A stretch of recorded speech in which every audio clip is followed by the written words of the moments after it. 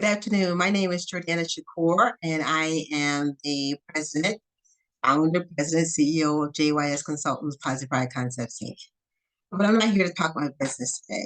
It's been around for 30 years. I'm happy about that. I've talked about that, but I want to share with you some books.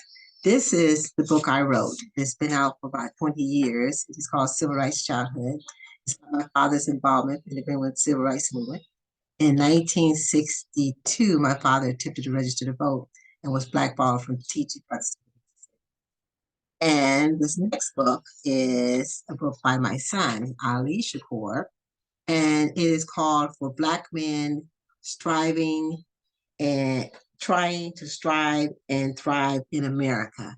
And he is also an attorney in Tampa, Florida. It looks like my beagle here is coming to help me, so he is definitely the joy to me. I haven't written a book about a dog yet, but his name is Barack. Yeah, about that in a And also, the next book I want to share with you is a book about by my uncle David Jordan. He is state senator of Mississippi. I should say Greenwood, Mississippi. He's from that particular region, and he wrote this book, and it's about the civil rights movement. But it's titled "From the Mississippi Cotton Fields to the State Senate," a memoir. Very interesting. So he was my father's brother, but he is just phenomenal. But he would be 90 this year, and he's supposed to retire. We'll see, but he's phenomenal. He's just a great book. And I want to show you what I have been reading, what I have read, I should say, the past 6 months. This book came out in 1998, I believe it was, and it's Walking with the Wind, John Lewis, and the late John Lewis now. And he wrote this book. I had not read it. I could not put it down. It is phenomenal. Simon and Schuster published the book. It is called, and it was 1998. It is 1998.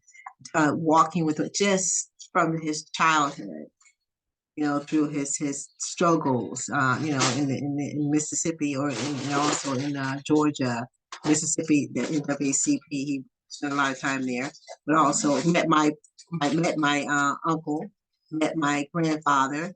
I met my father, so I'm so happy about that. So John Lewis is just phenomenal, but it takes us. Oh, I couldn't put it down. This was very difficult. And anyway, and I just read it, just in a few months ago, and I want to share this for Black History Month. Black History to me is not 1 month. Black History to me is my life. And there have been books I've been reading all my life. My father was a historian, and a school teacher, and he read a lot of books. This is Katherine Johnson's book. You remember the movie Hidden Figures? It was about her story. Just phenomenal woman, just beautiful. My Remarkable Journey, a memoir. Mathematician, just, you know, um, so much to talk about this movie. There's a lot of things I would love to say about it, but they made a movie about it. But and that's to cover the back where Barack Obama is giving her a Medal of Honor. But just phenomenal. I was amazed by it, and John Glenn is in Ohio, where he's late John Glenn is in Ohio, where I live in Ohio. But she helped put him on the map, put him in space. Black woman, you know. So born in Mississippi, but she grew up in another place. So not exactly all the details of it, but it's just read it. There's another one. You guys will recognize this guy. This is Barack Obama's book. This is his memoir, and part two is coming out. So my son bought this for me. He bought it in large print. It saved me some time, but it is huge. The book is huge. I got large print, so I think it was over 1,000 pages. Loved it. He is funny. Gives you the behind the scenes details. This is his memoir, how he started, getting in the White House and a Black family living in the White House. And he is absolutely a phenomenal man. My all-time favorite president. I think that for a lot of people in modern time, the favorite president of many.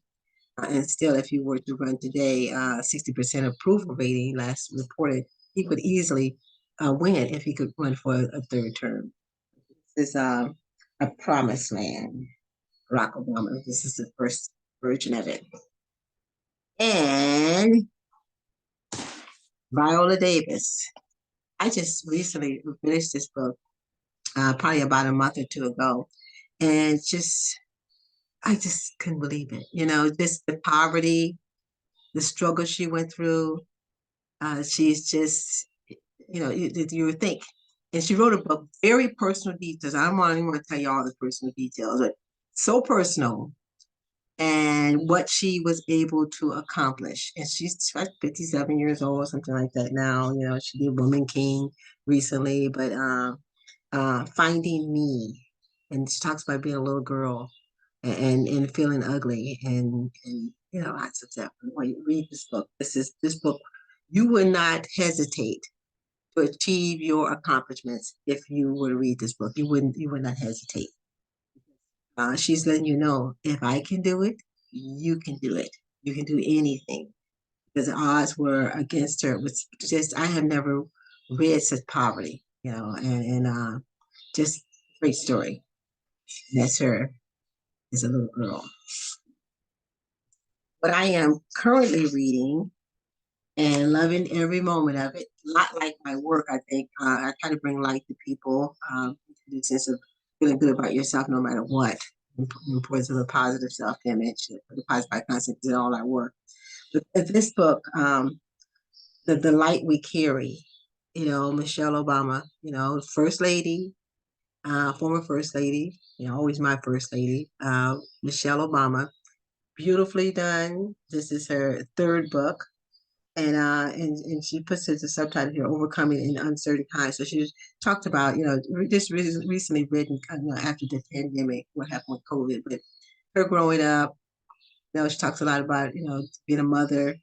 She talks a lot about, her personal, self-doubt and things like that. It's delightful to read. I'm reading it, almost halfway through here. And I read the other book, Becoming, and loved it and she's just one phenomenal woman, but a lot of self doubt. She talked about that and struggles and yeah, love it.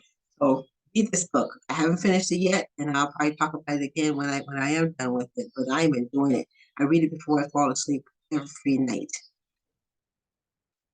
Next one on my agenda, and I haven't started it yet, but I want to talk about it because she's such a phenomenal woman. Stacey Abrams, Our Time Is Now, and we know that she didn't win the governorship in Georgia, but got a lot of voters out there. She registered a lot of voters. She's one of those people that need to get to every state in the union and talk to people about the importance of voting. It's so important. So that's it for now. But this is Black History Month. But like I said, Black History is also it is American history, but it is everyday history for me. It's not one of those things. And for a lot of people, I'm not picking it up, picking up much stuff Black history. I've been reading Black history all my life, Asian history, of course, European history. We know that, but we're not going to, let people sit around and ban books and just talk about, European history. We're not going to do that.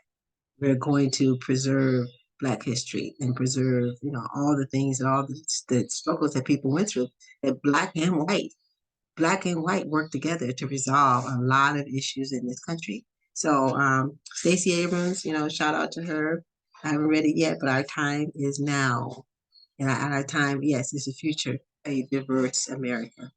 Thank you for listening to me and happy reading and hope you have a fantastic 2023. Thank you.